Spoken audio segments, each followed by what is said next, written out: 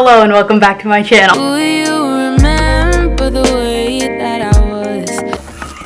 Today may be the single most exciting video I've ever filmed because I get to talk about Marvel for like an hour straight. Hi. This actually ended up taking 4 hours to film, so please keep watching. And that's my favorite thing to do. If you don't know, movies are pretty much my number one, number two passion in my entire life. I love movies more than I love myself. Most movies I love more than I love myself. That is my color and film wall. I'm obsessed with the color and film theory. If you want to know more about that, I can literally do a whole video just talking about color and film, the color and film theory. It's great. I want to change my channel. Mostly I want to do movie commentaries. Hopefully my channel can change to a whole movie commentary channel. I love it so much. But right now, I just want to talk about movies. I made a list of every single movie I've watched in 2020, since the beginning of 2020 to now. Today is July 15th. At the end of 2020, I am planning to make a whole video about every single movie I watched. I also watched every Marvel movie in order of release. I love Marvel so much. I love everything about Marvel. Well, almost everything. You'll see later in this video why I don't love everything about Marvel or certain characters in Marvel. At the beginning of lockdown, at the beginning of 5 letters, 2 numbers, my dad and I were like, you know what, like, we should watch more movies together. We watch one almost every night together. I was like, oh my god, what if we watched every Harry Potter movie? And my dad was like, what if we watched every Marvel movie? I was like, that's a good idea. We looked up the list of every Marvel movie in order of release, and I will have it in like the description, or a link to it in the description, like, so you all can watch it too. We watched every Marvel movie in order of release, and it was a journey. It was a journey. And I have on my computer right here the list of every movie. We finished it months ago, like a long time ago, but I wrote down what I thought about every single movie.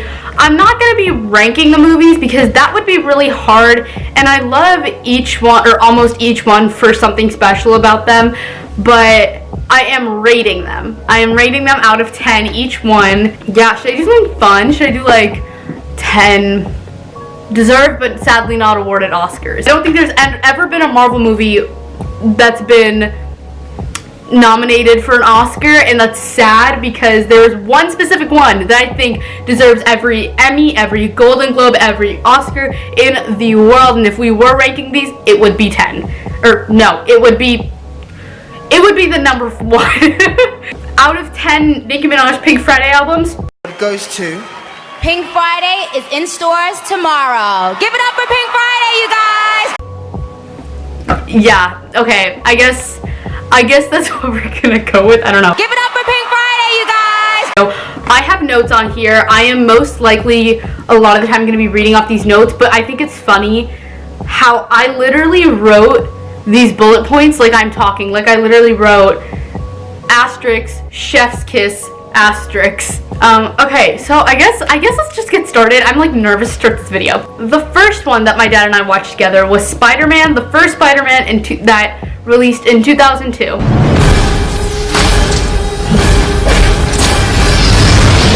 Okay, so let me start off by saying that I think Tobey Maguire was the perfect Spider-Man. I do love the other two. I love Tom Holland. I love Tom Holland. And I love Andrew Garfield. You'll see my feelings about Andrew Garfield later when we get to Amazing Spider-Man, but I used to on Andrew Garfield so much, and I feel bad because he actually did such a great job looking back on it. But I love Tobey Maguire as the original Spider-Man. He played the nerdy kid so well. He did such a good job with portraying that character. I loved the storyline of how he got bitten by the spider. That Spider-Man 1 has always been top-notch to me. I think it was the perfect movie to jump into the MCU. I think, like, they did such a good job with, like, that part. Like, it was just the perfect movie. Green Goblin, loved Green Goblin. Like, the storyline behind Green Goblin, he is probably one of my top favorite villains of all time in the MCU. I just today watched The Florida Project, and he was in it, and I have so much trouble seeing him as anything but Green Goblin. What movie did we watch the other day? Okay, no, I do remember. It was Clear and Present Danger or Patriot Game or something like that. I don't know. But he's a really great actor, but it's so hard for me to see him as anything but Green Goblin now, just because I grew up knowing him as Green Goblin. Yeah, the storyline with the villain, that alone deserves a 10 out of 10 in this movie. I think I just gave away my rating. As much as I love Kristen Dunst, go Toros, you know, her character was so annoying. She was very clingy, very like, love me, tell me you love me, like, she couldn't fend for herself, and it really bothered me. And like, I don't know, I just really didn't like the way her character was portrayed. I also hated her name. Why did they name her Mary Jane? I know that's like a comic thing, but I really hated the name Mary Jane because, one, it reminds me of weed, and two, just the two most basic names put together. No, not having it. When my dad and I were watching it together, we would always make this joke about how 98% of her script was just that same scream.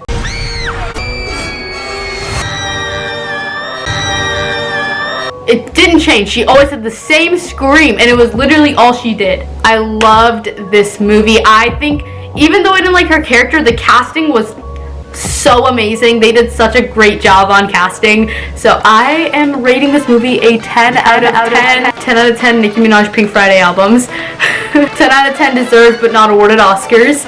Next one, SpiderMan 2. Spider-Man killed my father. No matter what I do, Do you love me or not? no matter how hard I try, I want Spider-Man dead. it's the ones I love who will always be the ones who pay. The first 3 movies in the MCU are Spider-Man movies.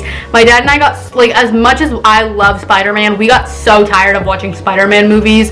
It was nice to take a break. Spider-Man 2, the plot line. Oh, if you don't know the plot line of Spider-Man 1, I'll explain it. It's basically like, well, honestly, if you don't know the plotline of Spider-Man 1, please look it up. Oh, also, there's spoilers in this video. I totally forgot to say that. Don't watch this video if you don't like spoilers. Spider-Man 2 came out in 2004. It's again resuming with Peter Parker, and he is now in college. He is working, I guess, 3 jobs. One as a full-time student, one as Spider-Man, and one as the photographer for the Daily Bugle. I think that's what the newspaper was called. Peter wants to do some research on this famous scientist named Dr. Octavius Spencer, I think, or I don't know. I think that's what his name was. And basically, long story short, Octavius does this like specific experiment with these things attached to his back, and he turns into a villain. These like things on his back are like uncontrollable. This is like the Marvel for Dummies version, because I really don't know how to go into specific detail about some of these movies. As much as I love Spider-Man franchise and Spider-Man in general, every Spider-Man movie, this one wasn't my favorite. It wasn't. I didn't really like the villain. I didn't. Maybe it was because I was comparing him to Green Goblin, who literally dominated the villain world. He was so great. I didn't like Dr. Octavius, whatever his name was. I don't know why I didn't love this one as much. I don't know if it was the storyline or the plots or like what. And I liked the movie, but it just seemed kind of random. I don't know. I wasn't a huge fan. My rating is a 7 out of 10 Nicki Minaj Pink Friday albums. 7 out of 10 deserved but not awarded Oscars. The next movie is Spider-Man 3 that came out in 2007.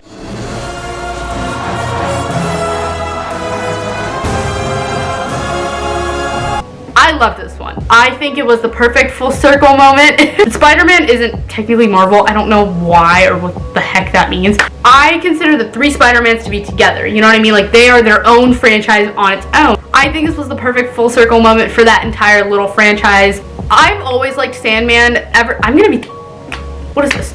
I remember watching this one as a kid, or like way later on as a kid, and I just remember Sandman and his storyline. I've always liked Sandman and his character. I think I got to see more in depth this time about like the link between him and Peter Parker, and I liked that, you know, he was an ex-convict and there's a sick daughter involved, and I feel like we always get to see what the villain's life was like before, but we got to see Sandman's storyline throughout the movie because I feel like they usually drift away from that with villains, but I like that they did that one in this movie. This movie was jam-packed with villains. It had Sandman, Mr. Sandman. it had Venom, and it had Harry, who is Norman Osborn's kid and is now coming as Green Goblin, like trying to take over, trying to kill Spider-Man because he's upset that Spider-Man killed his dad, but he's also pissed off with Peter because Peter is taking pictures of Spider-Man and Peter like refuses to do anything about it, but Peter is Spider-Man, so like, you catch my drift. It was a jam-packed movie and it was really good. I've always liked the Venom character and I love that they casted Topher Grace. I think not only because I love Topher Grace, but he did such a good job. And Topher Grace's character was basically, I don't even remember what his name was. I just know him as Venom, Topher Grace, and Eric. He played this photographer that was competing with Peter Parker for the top photographer spot or something along those lines.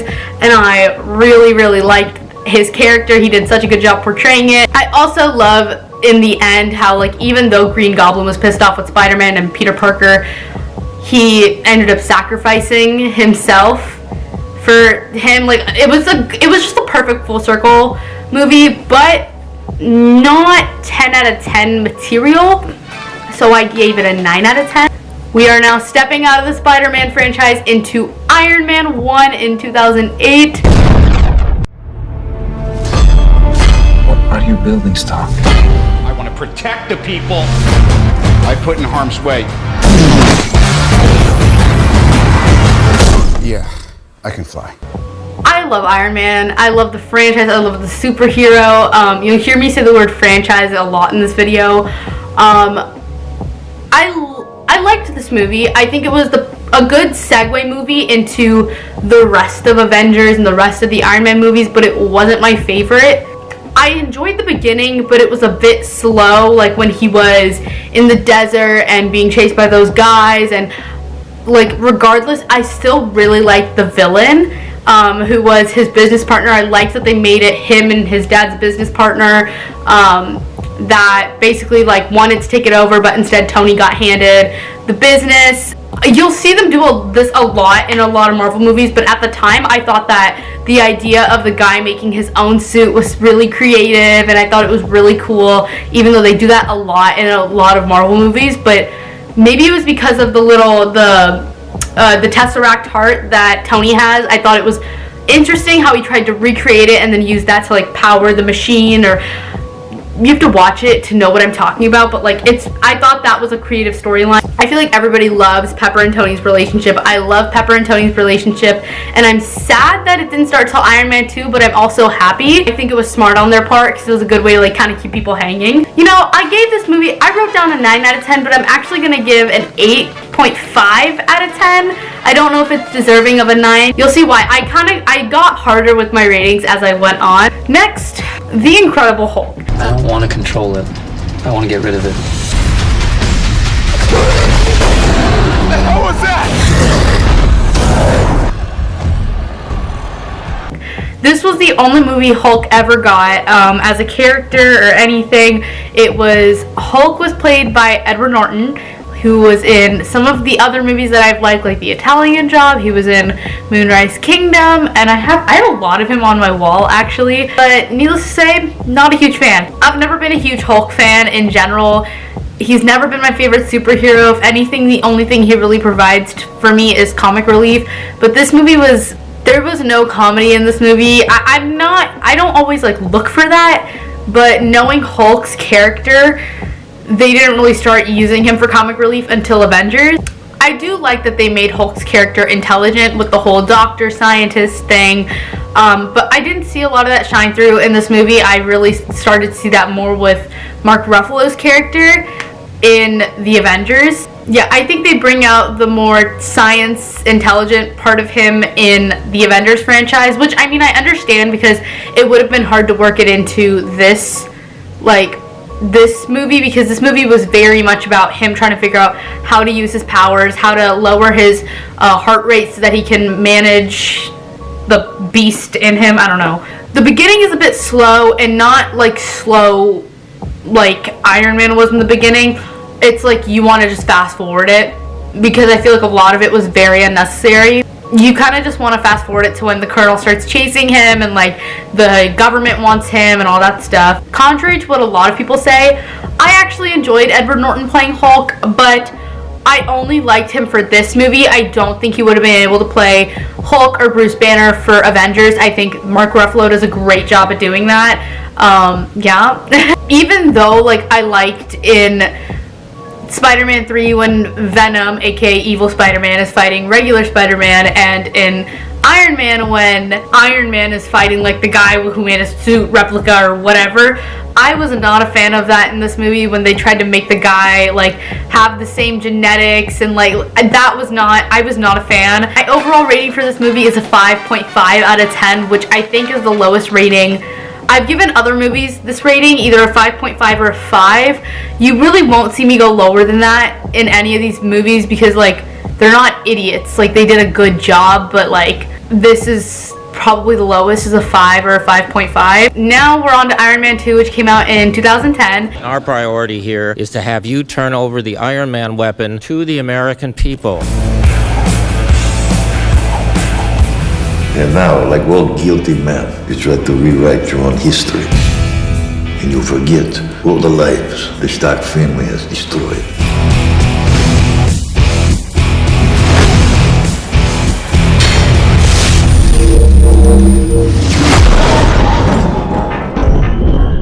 This was my favorite movie out of all the Iron Man movies. There are 3, by the way. I like that they had one villain hire another villain, try to do that kind of thing. One of them was a businessman, and the other one was the guy with the like the electric like the ropes at the gym, but make them electric. I feel like the guy who played, I don't even remember his name, but the guy who played the business evil guy, he did a really good job of playing his character. I will forever and always stand Black Widow. She is such a badass powerhouse. I wrote there, chef's kiss. The scene where she is just taking out all those guards is just like, ooh, Happy only gets one and she finishes all of them, and that iconic like that. I love Black Widow. We definitely get to see more of Tony's personality and more so his ego in this movie. It was kind of a continuation to the ending of the last movie where he announced that he was Iron Man. I almost said Spider-Man. He announced he was Iron Man, and it's because he loves the fame and he loves the attention, and I like that we got to see more of that in this movie. I liked the history behind both the guys' hatred for Stark Enterprises. One of them has to do with Harold Stark and like his hatred for him. I don't know, I don't remember, but like I do remember liking the villains a lot. It's me, Jesse and Ari. If they test me, they're sorry. Riders up like a hurry and pull up in this Ferrari. Next one is Thor from 2011. Jane, I think you want to see this.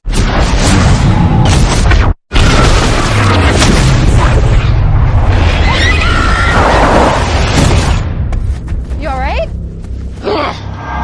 Your ancestors called it magic, and you call it science. Well, I come from a place where they're one and the same. But who are you, really?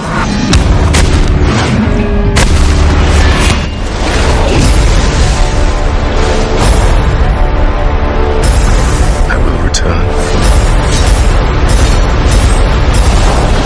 Let me say this, let me preface this whole video right now. Loki deserves more. Loki deserves more as a character. I will go to my grave saying that. I don't know if it's because I have a secret crush on Tom Hiddleston. Please don't come for me for that. Loki deserved more. Loki deserved more. I'm sorry. He needed more good younger brother moments. He needed like, I loved his character. I loved the comedy that came with his character. I loved just everything about his character. The mischievous. I think he is more powerful than Thor will ever be with this whole mischievous-ish thing. Yeah, he just deserved better. I really wish they gave him a lot more redemption than he did get. Anyway, enough of the Loki stan in me. Thor has never been my favorite Avenger, which is a very unpopular opinion. I think Chris Hemsworth did a great job, but I'm not a fantasy person, and I know a lot of people will come for me and be like, well, all of Marvel is fantasy. No. No, you're wrong, because my thing is, take like Spider-Man and Iron Man. They are humans. Like they gave them a humanistic aspect to them, where like Peter Parker is a student. I wrote this down, right? Spider-Man is a teen from the Bronx. Iron Man runs an enterprise. Black Widow's storyline is kind of confusing, but like we all know she's like a human. She has a story to her. It's just they just delayed the release of it. Hulk is a doctor / scientist, and they also explain like how he became Hulk in the movie that got 5.5 at Nicki Minaj Pink Friday albums. Thor, they never really explained. Like, well, they obviously explained because he was born magical. Like, he was born magical. He's a god. But I'm not into the whole like Viking, Valkyrie, heavens crap. Like the other planets and Earth. Like that just wasn't my jam. I did like the first movie because it did have the whole like, you know, they go to New Mexico thing with the scientists. I liked Natalie Portman's character, Jane. I think I don't know why they Mary Jane and Jane. Why do they give these girls such white names? I don't know. Yeah, I liked how like S.H.I.E.L.D. came in. I've seen almost all of Agents of S.H.I.E.L.D. like years ago, so like I need to rewatch it, but it was very, very good from what I remember. And I like also tell me. Agent Coulson is so short. We definitely get to see Thor's ego come out, which is how he ends up on Earth in the first place, because like, I don't know, he like stood up his dad, or he showed up his dad, or something like that. I don't know, showed up Odin. He gets like banished, I don't know. Yeah, I thought it was weird giving Thor a love interest. Although I did like Natalie Portman's character, I thought it was a little strange giving Thor a love interest. Don't know. My overall rating for this movie, a 7 out of 10. 7 out of 10 Nicki Minaj Pink Friday album. Next we have Captain America First Avenger. I don't remember what year this came out. You just don't know when to give up, do ya? I could do this all day. Look, I know you don't think I can do this. This isn't a back alley, Steve. It's war. Every army begins with one man. Why me? Because the weak men knows the value of strength, knows the value of power.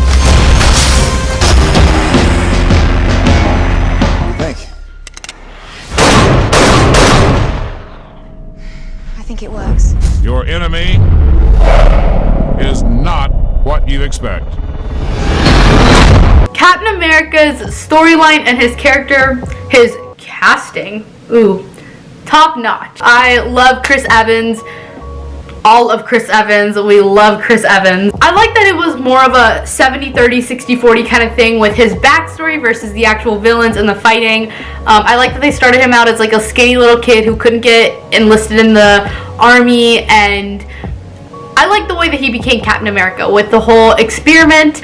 I liked that the scientist got killed by a Hydra agent, and then the whole scene of Captain America chasing him, and like then the guy chews on that, I don't know what it's called, but like he choked and he frothed and he died, and he said Hail Hydra. It was really good. I liked that scene. It was such a pivotal moment because it was the first time we really got to see what he could do after being injected with all that stuff. Red Skull is one of my favorite villains in the MCU. I liked his story. I don't know why I like him so much. The night after I watched this movie, he showed up in my dream. So did Spider-Man. It was weird. I like that Peggy was kind of like a badass, like she was in charge of him, she was his boss, she was the one that was rooting for him in that like that bomb attack scene, like the fake bomb attack. Oh, I also wrote this down in Winter Soldier, that they ideally bring back Red Skull, but they more so bring back the scientist, his scientist partner. They bring back that little videotape of him. I thought that was cool that it wasn't always about him, that they realized that the scientist was the one who was really behind all the work.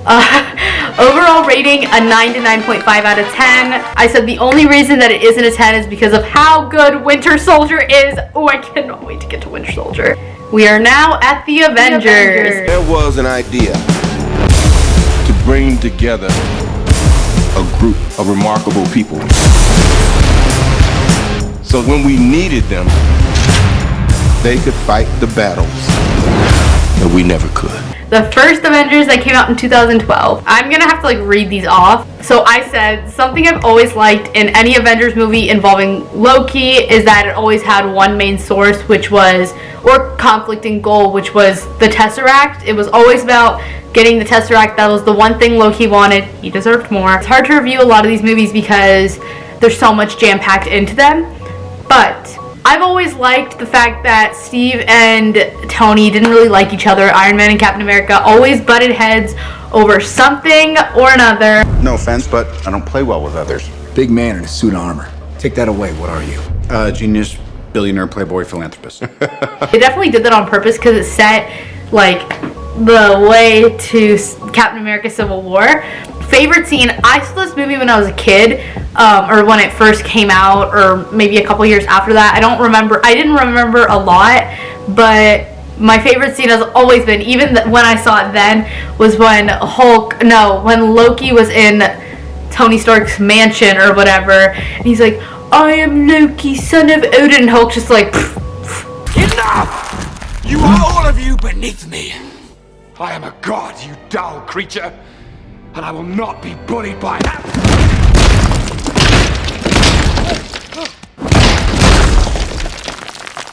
That was a very good scene. I always loved that scene. I did think that it was cool that they brought back some of the older characters from the other movies, like Dr. Eric Selvig, who got like put under Loki's trance or whatever, something like that. Overall rating, 8 out of 10 Nicki Minaj Pink Friday albums, 8 out of 10 deserved but not awarded Oscars. I thought it was good. I thought it was a good first movie for the Avengers, but there's been better ones. You know what I mean? Amazing Spider-Man. Oh, hi. You'll be safe here. Where are you going? Something your mom and I have to do. Do not get me in trouble. Don't touch anything.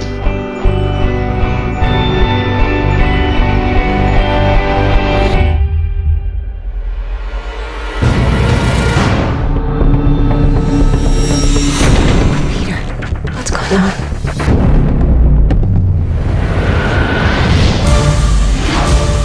The ones we keep. Amazing Spider-Man came out in 2012. There was only 2 movies of this. I feel bad because for so many years I literally on Andrew Garfield, and I was like, Andrew Garfield sucked as Spider-Man, and then I like forgot that I guess I like forgot that what the Amazing Spider-Mans were about, because I actually really liked Andrew Garfield as Amazing Spider-Man, or just Spider-Man in general. I really liked him. End of story. I love Gwen Stacy's character. I love that they got Emma Stone to play her. I love that Emma Stone and Andrew Garfield dated in real life. I've never had a problem with them seeing Spider-Man as a criminal, because that's pretty much human instinct. But I've never had a problem with that, but it felt like in this one that they took it a little too far. I feel like also Spider-Man had a very big ego in this one. He had a really big ego. Also, I wasn't crazy about how he became Spider-Man in this one. I love the original storyline. Okay, hi. Let me clarify, because at the end of the day, they were kind of the same storyline, the original and the Amazing Spider-Man.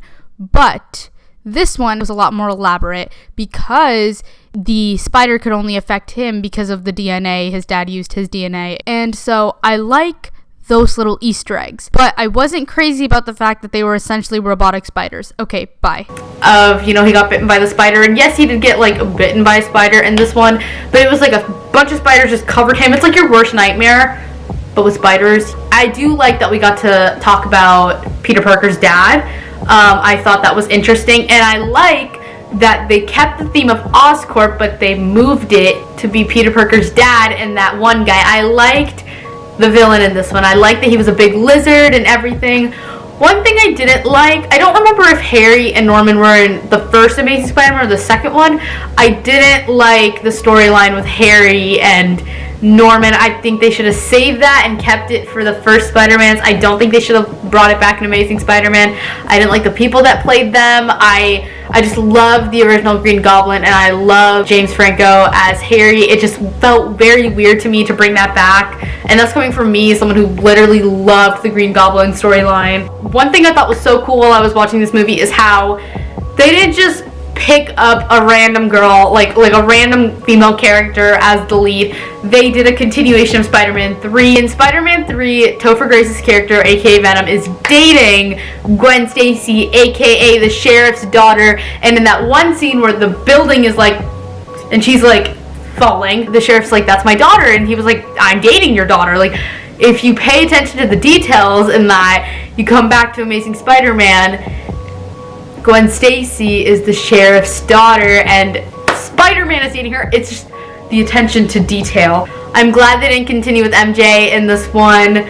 I like that they brought back, they didn't just create a new character, they created a new old character, so I thought that was cool. I love the sheriff's ending words and how even though he came to terms with Spider-Man and how Spider-Man was there for him, he told him that he didn't want Gwen involved, which is like respect, you know?